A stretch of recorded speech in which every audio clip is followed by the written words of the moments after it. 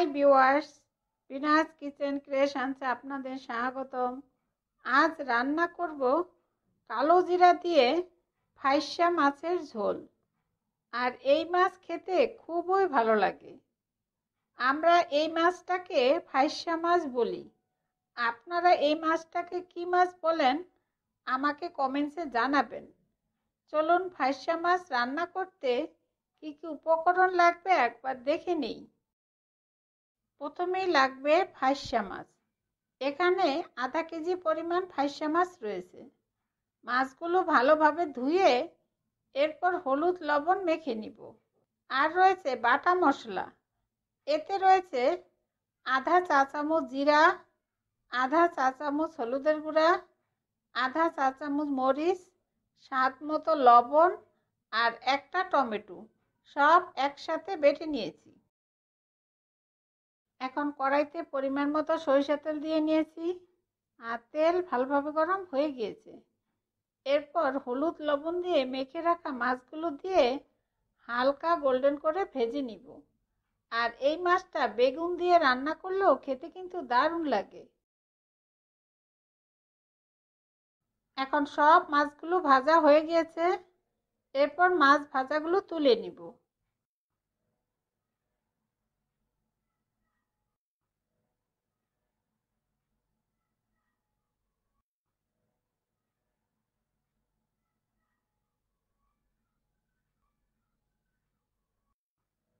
আর ফোড়নের জন্য দিব আধা চা চামচ পরিমাণ কালো জিরা দিয়ে 1 মিনিট অপেক্ষা করব ফোড়ন হওয়া পর্যন্ত।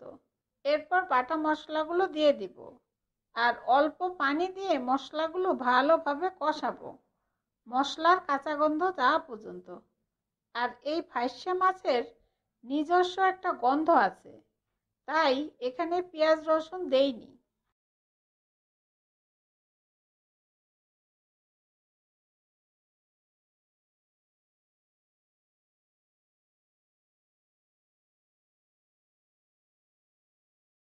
এখন মশলাগুলো কষানো হয়ে গিয়েছে, দেখুন তেল ছাড়ছে।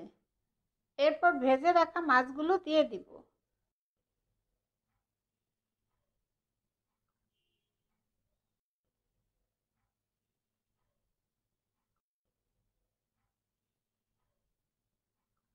আর 1 কাপ পরিমাণ পানি দিয়ে ভালোভাবে নেড়ে দিব।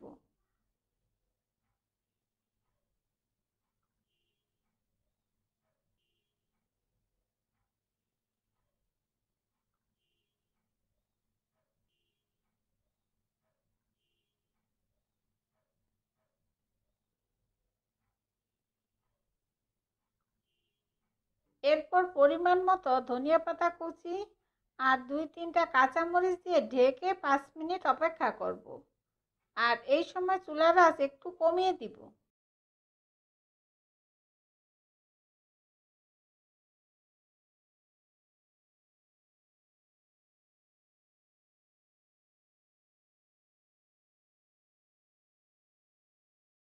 এখন 5 মিনিট অপেক্ষা করার পর দেখুন মাছের ঝোলের উপরে তেল উঠে আসছে। আর এখন ফাইসা মাছের দারুণ সুগন্ধ আছে। গরম গরম ভাতের সাথে খেতে দারুণ লাগবে। এরপর পরিবেশন করব।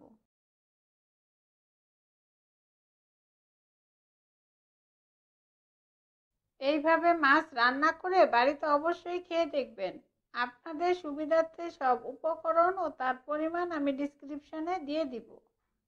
আর এই রেসিপিটা আপনাদের কেমন লাগলো আমাকে কমেন্টসে জানাবেন। আর ভালো লাগলে অবশ্যই একটা লাইক দিবেন। আর নতুন বন্ধু হলে সাবস্ক্রাইব করার জন্য অনুরোধ রইল। আমার ভিডিওগুলো দেখার জন্য আপনাদের সবাইকে অনেক অনেক ধন্যবাদ।